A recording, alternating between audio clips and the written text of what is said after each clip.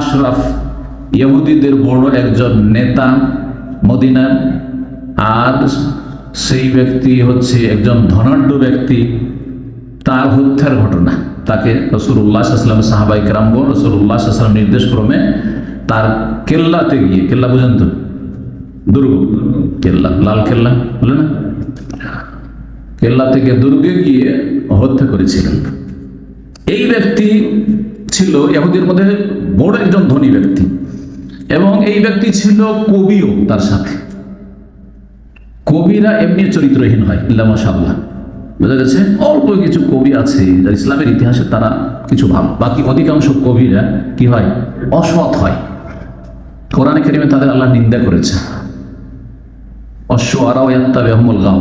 যারা কবি, কাব্য রচনাকারী, তাদের অনুসারী হয় পথভ্রষ্ট খারাপ লোকেরা। তাদের পিছনে পিছনে ঘুরে কারা, যারা খারাপ লোক। কবিদের ভক্ত কারা হয়, খারাপ লোকেরা হয়, ভালো লোক হবে না। এই জন্য যারা এই যে সঙ্গীত, এই যে ইসলামী সঙ্গীতের নামে চলছে না, ইসলামী সঙ্গীত আর নাশিদ পড়া আজকাল যেটাকে বলছে, জাগরণী, এগুলোর পিছনে যারা ছুটে তারা দিন শিখতে পারে না।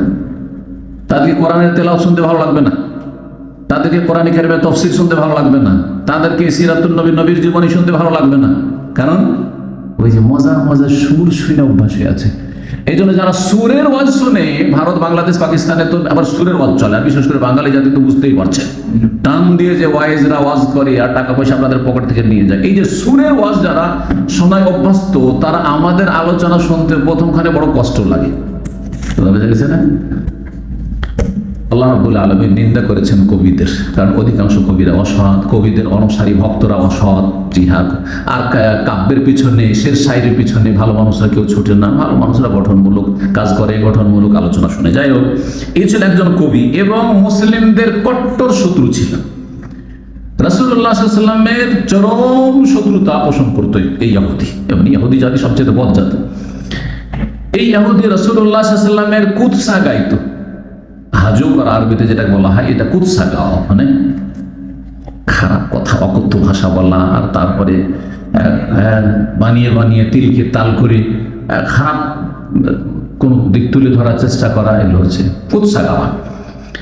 শুধু তাই নয়, নবী সাল্লাল্লাহু আলাইহি ওয়াসাল্লামের সুবহানাল্লাহ বিবিগণের, সহধর্মিণীগণের, উম্মাহাতুল মুমিনিনদের এবং সাহাবায়ে কেরামদের বিবিদের, মুহাজিরিন আনসারদের বিবিদের শারীরিক গঠন নিয়ে সে কাব্য রচনা করত, যেটাকে আরবিতে তাশবিহ বলা হয়। তাশবিহ হচ্ছে মহিলাদের অঙ্গ প্রত্যঙ্গ নিয়ে কাব্য রচনা করা। কত কষ্ট লাগে এতে। এমনি যদি আপনার বিরুদ্ধে কেউ বলে কথার দ্বারা, ওতে যত কষ্ট না লাগবে, যদি কাব্যিক ভাবে হয়, মানে কবিতার আকারে বলে, তাতে বেশি কষ্ট লাগবে। যাই এটা পরীক্ষা করেছেন কিনা, কারণ আপনার বিরুদ্ধে না বললে তো অনুভূতি নেই, কিন্তু আমাদের বিরুদ্ধে যেহেতু অনেকেই বলে, তাই না?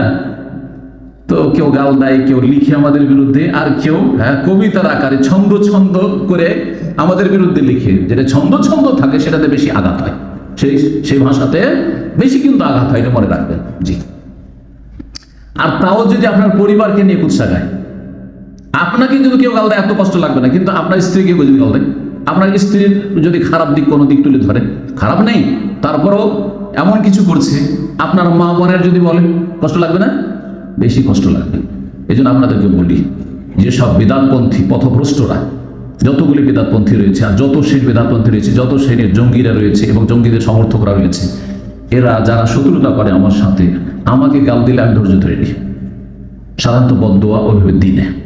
কিন্তু আমি দেখেছি কখনো কখনো আমার নজরে পড়েছে যে আমার মা বাবা তুলে গাল দিয়েছে, তখন কিন্তু আমি আর বরদাস্ত করিনি, বদদোয়া দিয়েছি।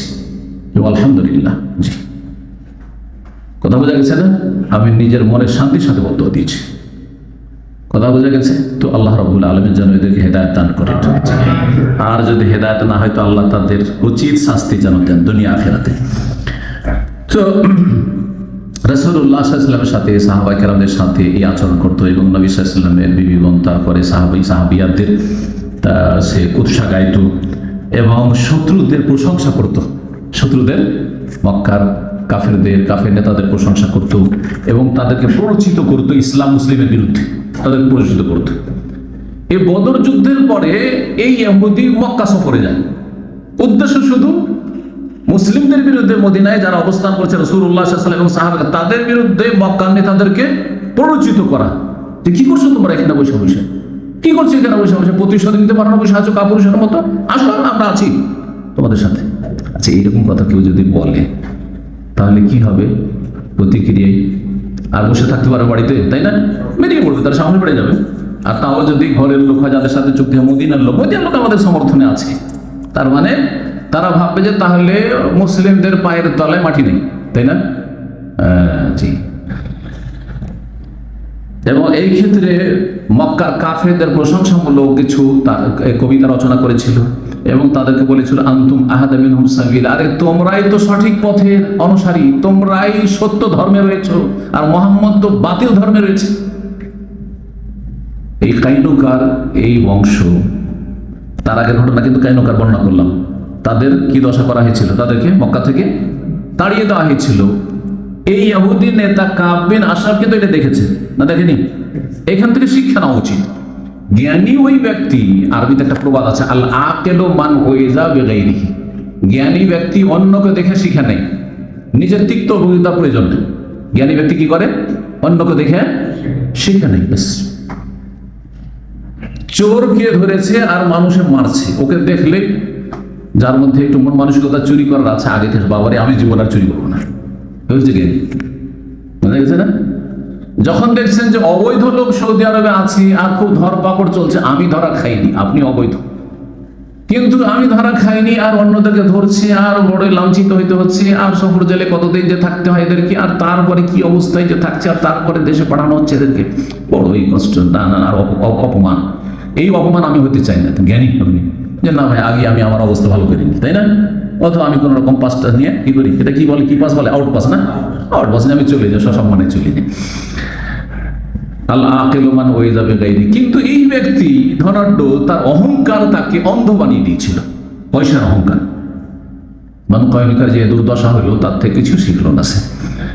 রাসূলুল্লাহ সাল্লাল্লাহু আলাইহি ওয়াসাল্লাম যখন দেখলেন যে এ তো সীমা লঙ্ঘন করেছে একবারে, আমাদের নারীদের কেউ এ ছাড়েনি, এরাও রেহাই পেল না, আমাদের পরিবার এবং পরিবারের যারা সদস্য তারাও রেহাই পেল না, মুমিনাত যারা সতী সাথী তারাও এর অনিষ্ট থেকে রক্ষা পেল না। রাসূলুল্লাহ সাল্লাল্লাহু আলাইহি ওয়াসাল্লাম একবার ঘোষণা করলেন, রাসূলুল্লাহ সাল্লাল্লাহু আলাইহি ওয়াসাল্লাম হচ্ছেন শাসক, তাই না? আর শাসকের এইরকম ঘোষণা করার অধিকার আছে, পাবলিকের নেই, কোনো আলেমের নেই, মুফতির নেই। কিন্তু এটা শুনে রাখেন ভালো করে, কারণ আজকাল এই ধরনের ঘটনা থেকে কাব বিন আশরাফের সাথে যে আচরণ করেছে রাসূলুল্লাহ সাল্লাল্লাহু আলাইহি ওয়াসাল্লাম, এদের থেকে কিছু জঙ্গি খারেজির আছে, তারা কি করে, দলিল নেই যে দেখো এইভাবে তাহলে আত্মঘাতী হামলা করা অথবা গোপনে কাউকে হত্যা করা শরীয়ত সম্মত। আরে আপনার জন্য না, এটা শাসকের জন্য। শাসক যদি মনে করে যে সরাসরি একে শুট না করে বা ধরে নিয়ে এসে ফাঁসিতে না চড়িয়ে বা একে মৃত্যুদণ্ড না দিয়ে তাকে কাউকে মারিয়ে তো শাসকের অধিকার আছে। যদি তার অনিষ্ট জালেম যেন না হয় শাসক, সে সত্যি আসলে মৃত্যুদণ্ডের হকদার, এত বড় অপরাধী, তখন শাসকের এই অধিকার আছে। কিন্তু আপনার আমার এই অধিকার নেই যে আমি ফতোয়া দেবো, পারলেও মেরে দাও, এটা জায়েজ নাই। বুঝতে পারছেন না? এই ঘটনাগুলি থেকে পথভ্রষ্ট হয়েছে খারিজি জঙ্গি চরমপন্থীরা। রাসূলুল্লাহ সাল্লাল্লাহু আলাইহি ওয়াসাল্লাম বললেন, যখন এই সীমা লঙ্ঘন করলো ইহুদি নেতা, মানলে কাব বিন আশরাফ, এমন কে আছে যে কাব বিন আশরাফকে খুন করতে পারবে? কে আছে পারবে তোমাদের পথে? মুহাম্মদ বিন মাসলামা রাদিয়াল্লাহু তাআলা আনহু, প্রখ্যাত সাহাবী, তিনি বলেন, ইয়া রাসূল, আমি আছি, আমি দেখে নেব। বলেন, শুধু অনুমতি দেন। তার সাথে আরো 4 জন, টোটাল 5 জন সাহাবী, আব্বাদ ইবনে বিশর দ্বিতীয় জন, তৃতীয় আবু নাইলা, চতুর্থ হারিস বিন আউস, পঞ্চম হচ্ছেন আবু আবাস ইবনে জাবর। এই 5 জন সাহাবী বলেন, আমরা আছি, আপনি শুধু বলেন যে কি করতে হবে। রাসূলুল্লাহ সাল্লাল্লাহু আলাইহি ওয়াসাল্লাম নেতৃত্ব ন্যস্ত করলেন মুহাম্মদ ইবনে মাসলামার উপর, তিনি আমির হলেন এবং এই গুরু দায়িত্ব পালনে তারা প্রস্তুত হলেন। নবী সাল্লাল্লাহু আলাইহি ওয়াসাল্লামের কাছে তারা অনুমতি চাই, ইয়া রাসূলুল্লাহ, ঠিক আছে, তাকে হত্যা করব, কিন্তু আমরা কিছু এমন কথা বলবো যে সেটা বাহ্যিক যেন মিথ্যা, এইরকম আশ্রয় নিতে পারবো, যেটাকে বলা হয় তৌরিয়া। আরবি ভাষায় কি বলা হয়? তৌরিয়া। মানে এমন করে বলবো, বাঁকা করে, যে ও ভাববে অন্য অর্থ, কিন্তু আমরা উদ্দেশ্য আর কিছু করব, অথবা আমরা এমন কিছু মিথ্যা কথা বলবো, তার বাহ্যিক মিথ্যা কথা বলা, বলতে পারবো। যেমন আপনার বিপরীত কিছু কথাবার্তা হয়ে গেল, যে আমরা মানে বিরক্তিকর পরিস্থিতিতে আছি, আমাদেরকে ফাঁসিয়ে দিয়েছে, আমরা এক ঝামেলায় পড়ে গেছি, মোহাম্মদ সাল্লাল্লাহু আলাইহি ওয়াসাল্লামকে আশ্রয় দিই, এই ধরনের কথাবার্তা ধরে তারা বলেছিল। কিন্তু এই ধরনের কথাগুলো বিস্তারিত আলোচনা যেখানে আছে, তো অনুমতি চাই ইয়া রাসূলুল্লাহ এমন কিছু, তারপরে তার প্রশংসা করতে গিয়ে কিছু মিথ্যার আশ্রয় নেওয়া, সে যতটা তার চেয়ে বেশি তার প্রশংসা করা বা তার সাথে একটু হিল্লা করা, এরকম কিছু করতে পারবো কিনা? বলছে হ্যাঁ পারবো, তোমাদেরকে অনুমতি দিলাম, তোমরা এই ধরনের কথা বলতে পারবে। আসলেন মোহাম্মদ মাসলামা এই কাব বিন মালিক, কি বলছে, কাব বিন আশরাফ, কাব বিন আশরাফের কাছে এসে বললেন যে ইন্না হাদার রাজুল, এই যে লোকটি এসছে মক্কা থেকে, উদ্দেশ্য কাকে? নবী করিম সাল্লাল্লাহু আলাইহি ওয়াসাল্লামকে, যে এই যে মুহাম্মদ সাল্লাল্লাহু আলাইহি ওয়াসাল্লাম আমাদের কাছে এসেছেন, কাদ সাআলানা সাদাকা, আমাদের কাছে মাঝে মাঝে দান সাদাকা চান, টাকা পয়সা চান। ওয়াইন্নাহু কাদ আনানা, এই আমাদের এই দান করতে করতে আমরা মুশকিলে পড়ে গেছি, দান করতে গিয়ে আমরা কত দান করবো, মুশকিলে পড়ে গেছি। যেমন একটি বিরক্তি ভাব প্রকাশ করা, আমরা কষ্টে পড়ে গেছি, পেরেশানিতে পড়ে গেছি। কাব বিন আশরাফ এই ধরনের কথা শুনে আনন্দিত, কাজ হয়ে গেছে, এরা আমার ফেভারের লোক, এরা আমার, জানছে যারা মুসলিম, কিন্তু যেহেতু মুসলিম একটু বিরক্তি প্রকাশ করেছে রাসূলুল্লাহ সাল্লাল্লাহু আলাইহি ওয়াসাল্লাম আর মুহাজিরিন, এরা আমাদের জন্য কাঁধের বোঝা। যেমন কেউ যদি বলে যে আরে এই যে এই বার্মার যে মুসলিমরা রোহিঙ্গারা এসেছে বাংলাদেশে, আর বাংলাদেশের জন্য বোঝা হয়ে গেছে, যেন বিরক্তি প্রকাশ করছে, তাই না? তো এই ধরনের কিছু কথা মুহাজিরিনদের সম্পর্কে, রাসূলুল্লাহ সম্পর্কে মুহাম্মদ মাসলাম অনুমতি নিয়ে এসেছে যে বলতে পারি এই ধরনের কথাবার্তা, তাকে খুশি করার জন্য, যাতে করে তার আমাদের উপর কি হয়, বিশ্বাস হয় যে আমরা তার সাথে আছি, তার কাছ থেকে কিছু সহযোগিতা চাইছি, পরামর্শ চাইছি। তখন কাব বিন আশরাফ খুশিতে আর কি বলছে, হ্যাঁ আমি ভাবছিলাম যে একদিন এইরকম তোমরা বলবে, তোমাদের মুখ থেকে এই ধরনের কথা বেরোবে, হ্যাঁ তোমরা তোমাদের তিক্ত অভিজ্ঞতা হবে, তোমরা বুঝতে পারবে, পরে বুঝবে, তখন বুঝোনি, আশ্রয় দিয়েছো। মোহাম্মদ মাসলামা তখন বলছেন, এটা হচ্ছে দ্বিতীয় পদক্ষেপ, যে আমরা তো অভাবী হয়ে গেছি, একে দান করে করে টাকা পয়সার অভাব হয়ে গেছে, তো আপনার কাছে আমার এখন খাবার দাবার, ছেলেমেয়েদের খাবার দাবার লাগবে আমাদের, তো কিছু খাবার আমাদেরকে আপনি কর্জা দেন, ধারে দেন, টাকা পয়সা নেই যে আপনাকে নগদ ক্যাশ দিয়ে কিনবো, তো কিছু খাবার দাবার দেন, অথবা খেজুর বলেছেন, বা আর কিছু জবই হতে পারে বা গম হতে পারে, কিছু চেয়েছেন। কিন্তু ধার দেওয়ার তরিকা ছিল যে ধার দিলে নিশ্চয় তাকে যে ফিরিয়ে দিবে, সেই জন্য বন্ধক রাখা সিস্টেম আরবদের মধ্যে চলে আসছিল। সাধারণত কারো কাছে কোনো কিছু ধার দিলে কি করতো, বন্ধক, 100 রিয়াল ধার নিলে কারো কাছে, এখন ফিরিয়ে দিবে কি দিবে না, তো দেখছেন তার ঘড়িটা আছে 200 রিয়ালের, হ্যাঁ তো চলো ঠিক আছে তোমার ঘড়িটা, বা ও নিজেই অফার করলো যে অসুবিধা নেই, যে ঘড়িটা দেখছেন এটা দাম 300 রিয়াল, তো আপনার কাছে 100-150 রিয়াল আমি ধার নিচ্ছি, অসুবিধা নেই, তো আপনার তো লস নেই, আমি যদি নাও দিই এরকম ভয় হয় আপনার, তো কোনো ভয় নেই, আপনি বিক্রি করে টাকা উঠিয়ে নিতে পারবেন, বন্ধক। কিন্তু বন্ধকের বস্তু থেকে লাভবান হওয়া বা সেটা নিজের কাজে ব্যবহার করা হারাম, এটা মাসলা জানেন না ভালো। বন্ধক রাখা শরীয়তে জায়েজ, কিন্তু বন্ধক থেকে লাভবান হওয়া শরীয়তে জায়েজ নয়। অর্থাৎ এই ঘড়িটা কেউ ধরেন আমার কাছ থেকে, আল্লাহ না করে কাউকে বন্ধক দিতে হয় আর ধার নিতে হয়, সোজা কথা। তো বন্ধক রাখলাম, আচ্ছা ও যদি এই ঘড়িটা পরে ঘুরে বেড়ায়, জায়েজ না, শরীয়তের মশলা ভালো করে শিখে দিতে হবে, বোঝা গেছে? আচ্ছা যদি কার একটা গাভী গরু দুধ দিচ্ছে, বন্ধক রাখে আপনার কাছে, তাহলে সেই গাভী গরুর যে ডেইলি 5 লিটার করে ধরেন দুধ হচ্ছে, সেটা খাওয়া জায়েজ কিনা? কেন জায়েজ? ওই যে চারা পানি দিচ্ছেন, খরচ আছে তো, চারা পানি দেওয়া তো আপনার দায়িত্ব, সেই জন্য। কিন্তু সেই ক্ষেত্রে যদি মনে করেন যে না, এই তো দুধ অনেক বেশি হচ্ছে, তো সুতরাং আমি তাকেও কিছু দিই, ভালো কথা। কিন্তু আপনি যদি এটা ইত্তেফাক করেন যে এটা আমি তোমার কাছ থেকে কিন্তু অতিরিক্ত এটা সুদ হিসাবে খাচ্ছি না, কারণ তোমার টাকা তুমি যেটা ধার নিচ্ছ তুমি তো অতটাই ফিরে না, আর আমি এই যে মাঝখান থেকে দুধ খাচ্ছি, এটা কিসের বিনিময়? ওই যে আমি চারা পানি দেবো আর আমি সেটাকে পোষবো, তো তাতে আমার কষ্ট আছে, মেহনত আছে আর খরচ আছে, সেই জন্য তার বিনিময়, সেই জন্য। কিন্তু এমন কিছু যেটাতে এমন কিছু নেই, সেটা ব্যবহার করা যায় কি? আমাদের দেশের লোকেরা কিন্তু অনেকে, গরিবরা স্বর্ণ গয়না, অলংকার কি রাখে? বন্ধক রাখে, ব্যাংকে অনেকে রাখে, অনেকে কারো কাছে রাখে। আর তারপরে বন্ধক রেখেছে, আর রাখার পরে যেই লোক বন্ধক রেখেছে তার মেয়ে বিবাহ বাড়িতে সুন্দর মালা পরে চলে এসছে। কার মালা? বলছে আমাদের বাড়িতে বন্ধক রেখে গেছে। জায়েজ না জায়েজ? তো এটা যদি না জায়েজ হয়, তাহলে জমি বন্ধক রেখে সেখান থেকে ফসল খাওয়া কি করে জায়েজ? এটা আছে না নেই? বাংলাদেশে ব্যাপক আকারে এটা মানে চলছে, হারাম এই রুজি। জমি বন্ধক রেখে, প্রথম কথা, বন্ধক এমন জিনিস রাখতে হবে যেটার ওপর আপনার মালিকানা পুরো চলতে পারে, আপনি ওইটা বিক্রি করে আপনার পয়সাটা উঠিয়ে নিতে পারেন। কিন্তু এই যে জমি বন্ধক রাখছেন সেটা তো আপনি বিক্রি করতে পারবেন না, কারণ তো রেজিস্ট্রি তো ওর নামে আছে, পারবেন? তাহলে এইটা আসলে বন্ধক রাখাই যুক্তিসঙ্গত না, অযৌক্তিক। কি বলছেন? বুঝছেন না?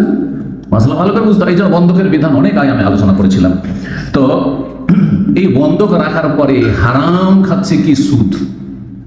5 বছর 7 বছর টাকা দিতে পারছেন না, অথবা ও দিচ্ছেন না, আর এইদিকে 5 বছর 7 বছর ফসল যা হচ্ছে সব খেয়ে যাচ্ছে, আর তারপর শেষখানে পুরো টাকা নিয়ে নিল। আবার কিছু এদের মধ্যে মনে করে যে আমরা খুব ভালো মানুষ, আমরা হারাম খাই না, সেজন্য বলছে যে আমি যে খাজনা দিচ্ছি, খাজনা দিয়ে ও বছরে 10 মণ 20 মণ ফসল খাবে। বোঝা গেছে? 100-200 টাকা খাজনা দিয়ে 10,000-20,000 টাকার সে ফসল খাবে। জায়েজ? সুদ নয়, সুদ। নিঃসন্দেহে সুদ। ভালো করে শুনে রাখেন, যদি কারো এইরকম থাকে তওবা করেন এবং ফিরিয়ে দিয়ে আসেন। জায়েজ নয়, জায়েজ নয় এটা। তো বন্ধক থেকে উপকৃত হওয়া যাবে না। গাড়ি বন্ধক, আজকাল গাড়ির যুগ। কেউ ধার নিয়েছেন আর গাড়িটা বন্ধক রেখে দিয়েছেন, ভাই গাড়িটা আপনি রাখেন আর জামানত হিসাব, আর সেই গাড়ি নিয়ে আমি চালিয়ে বেড়াচ্ছি। জায়েজ? হ্যাঁ, জায়েজ নয়, সুদ এটা। ফিকার একটি কায়দা, যে কোনো ঋণ থেকে যদি আপনি উপকৃত হন সেটা সুদ। যে কোনো ঋণ থেকে যদি আপনি উপকৃত হন তাহলে সেটা সুদ। আজকাল বিভিন্ন বড় শহরগুলিতে আরেকটা হারাম ব্যবসা চলছে, কথা প্রসঙ্গ বলে দিই। সেটা করছে কি, যে একটা গরিব মানুষ তৈরি করতে পারবে না, বিল্ডিং বা রুম তৈরি করতে পারছে না, তখন রুম তৈরি করে দিচ্ছে। কোন একটা পয়সা লোক কি করছে, রুম বিল্ডিং তৈরি করে দিচ্ছে বা রুম তৈরি করে দিচ্ছে। তারপরে কি করছে, হ্যাঁ না, সেখানে বলছে যে এতে ওই নিজেই বসবাস করছে। ওই যে ধার তৈরি করে দিচ্ছে, কিরকম মানে ধার দিচ্ছে ওকে, যে আমি এত টাকা ধার দিলাম, তুমি তৈরি করো, কিন্তু এই বিল্ডিং এ যতদিন তুমি টাকা না দিতে পারবে, তোমাকে 5 লাখ টাকা ধার দিলাম এই বিল্ডিংটা বা এই ঘরটা তৈরি করার জন্য বা দোকানটা তৈরি করার জন্য, যতদিন তুমি টাকা না পেমেন্ট না করবে ততদিন এই দোকানের ভাড়াটা আমি খাবো, বা এই যে ফ্ল্যাটটা আছে ফ্ল্যাটের ভাড়া আমি খাবো, অথবা এই ফ্ল্যাটে আমি বসবাস করবো। আর তারপরে 5 লাখ টাকা ধার, 5 লাখ টাকা যখন ফিরিয়ে নিল, তখন এই ফ্ল্যাটটা তাকে বা দোকানটা ফিরিয়ে দিল। জায়েজ? কুল্লু কারজিন জাররা মানফান ফাহরিবা, ঋণ দিয়েছিল তাকে, আর তারপরে তাতে থেকে 5 বছর ফিরি এই দোকানের ভাড়া খেলো, অথবা একটা বাসাতে বাস করলো, অথবা তার ভাড়া খেলো। এটা সুদ, এটা হচ্ছে সুদ। ভালো করে রাখে। যাই হোক, তো মোহাম্মদ মাসলামা তার কাছে কিছু খাদ্যদ্রব্য চাইলেন এবং বললেন যে আপনাকে কিছু বন্ধক রাখবো, যাতে আপনি আশ্বস্ত হন যে না, আপনার টাকা মরবে না। আমি সেই বন্ধকৃত যে সামান সেটা নিয়ে যাব, আর আপনার টাকা আপনাকে দিয়ে যাব, বা আপনার খাদ্যদ্রব্যের দাম দিয়ে যাব। কিন্তু এই কাব বিন আশরাফ বলছে যে এক কাজ করো, তাহলে তোমার যে পরিবার আছে, তোমার স্ত্রীকে আমার কাছে বন্ধক রেখে দাও। কত বদমাইশের বদমাইশ! তোমার স্ত্রীকে আমার কাছে কি করো, বন্ধক রেখে দাও, তোমার স্ত্রী ছেলে মেয়ে এদেরকে বন্ধক রেখে দাও। বলছে না, এটা যদি করি তো এটা তো বড় আইবের বিষয়, লোকেরা কি বলবে, মান সম্মান যাবে। হ্যাঁ, আপনার জন্য এটা উচিত, আর আপনার প্রয়োজনটা কেন এই কাজ করবেন, আপনি এটা কাজ করেন, আমার কাছে আছে, অস্ত্র আছে, কিছু অস্ত্র আছে, এই অস্ত্রটা আপনি রাখেন। এটা রাখেন না, যখন টাকাটা দিয়ে দিতে পারবো তখন অস্ত্রটা আমাকে ফিরিয়ে দিয়ে। এই যে এখন রাস্তা খুঁজছেন কিভাবে একে হত্যা করা যায়। তারপরে বলছে, যখন ও বলছে ঠিক আছে তাহলে ওকে, অসুবিধা নেই, তোমাকে ধার দিলাম, তুমি খাবার নিয়ে যাও, তো খাও দাও। তার সাথে বলছে যে আমার সাথে আরো কয়েকজন আরো সাথী সঙ্গী আছে, তারাও বড় অভাবী, তারাও খুব অভাবে আছে, ছেলে মেয়েদের খাবার দাবার ব্যবস্থা নাই, তো তারাও আপনার কাছে আসতে চায়, আর তারপরে তাদের কাছেও কিছু মালসামান খাদ্যদ্রব্য আপনার কাছে বিক্রি করেন এবং তাদের একটু উপকার করেন, আর তাহলে খুব ভালো হয়। বলছে ঠিক আছে, তাদেরকে নিয়ে আসিও, যাতে একা না পড়ে যায়, একা তখন করা সম্ভব হয়তো হবে না, তো সাথী সঙ্গে নিয়ে আসার জন্য। ঠিক আছে, তারপরে ওদেরকে নিয়ে আসলেন। রবিউল আউয়াল মাস 3য় হিজরি, 2য় হিজরিতে বদর যুদ্ধ হইল রমজানে, আর তারপরে 3য় হিজরি রবিউল আউয়াল মাসের 14 তারিখের রাত ছিল। সেই রাতে এই 5 জন সাহাবী যাদের নাম উল্লেখ করলাম, তারা তাদের সাথে নিজ নিজ অস্ত্র নিয়ে, কারণ সবাই অস্ত্র কি রাখবে, বন্দুক রাখবে ওইভাবে, আর তারপরে খাবার নিয়ে যাবে। তারপরে দুর্গের বাইরে তারা আসলেন, আসার পরে ডাক দিলেন তাকে, তখন সে দুর্গ থেকে তার বিল্ডিং থেকে নেমে আসলে। এই কাব বিন আশরাফের কেল্লা আমরা দেখেছি, এখনো আছে কিন্তু মদিনায় আছে। আপনার মসজিদে কুবার তো দেখেছেন, মসজিদে কুবার ব্যাক সাইডে আছে। ওখানকার স্থানীয় লোকদেরকে জিজ্ঞেস করলে ওরা বলতে পারবে যে কাব বিন আশরাফের কেল্লা কোথায় আছে।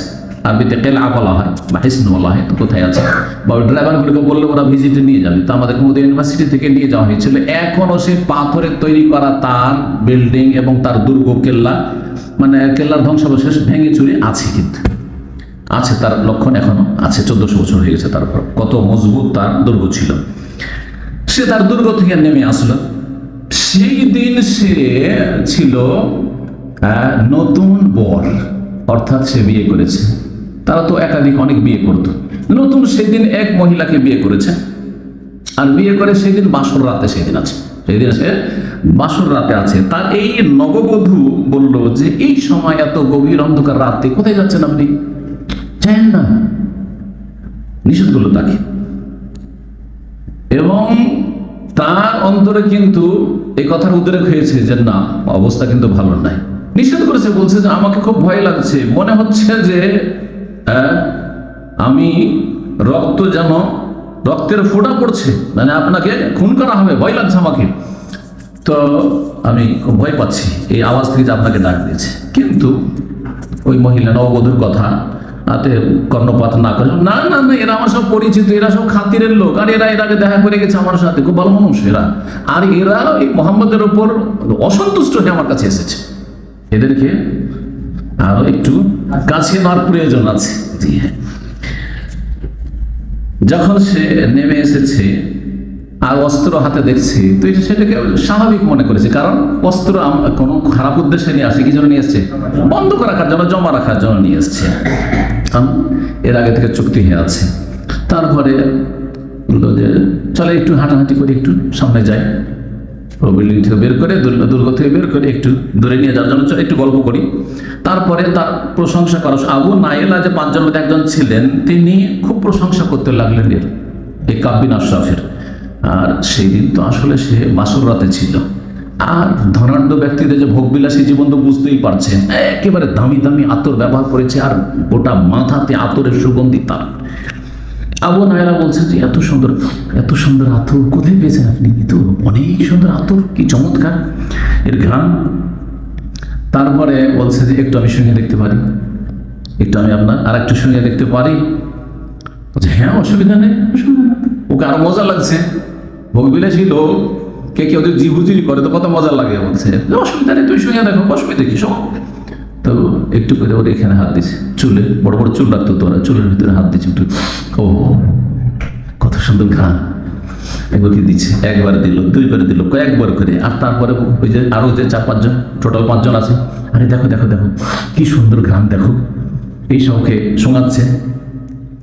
দ্বিতীয়বার অনুমতি চাইলো, তৃতীয়বার অনুমতি চাইলো, 3বার করে শোনা হয়ে গেছে। বলছে হ্যাঁ, এখন ওর আস্থা আমাদের উপর হয়ে গেছে যে আমরা আসলে আতরই শুনছি, কিন্তু উদ্দেশ্য কিন্তু আতর শোনা নয়। হ্যাঁ, 4র্থবারে যখন হাত দিয়েছে, অথবা 3য়বার যখন হাত দিয়েছে, হাত দেওয়ার পরে বড় বড় চুল ছিল, একবারে ধরে নিয়েছে চুল একজন, আবু নাইলা। তারপরে সাথে সাথে বলছে দুনাকুম আদু আল্লাহ, এই আল্লাহ দুশমনকে ধরো, তোমরা মারো। মাথার চুল ধরে নিয়েছে মজবুত করে, আর তারপরে সাথী সঙ্গীদের বলছে মারো এই আল্লাহর দুশমনকে। সাথে সাথে তার উপর তরবারি পড়া শুরু হইল, কিন্তু সেই তরবারের আঘাতেও সে মরছে না।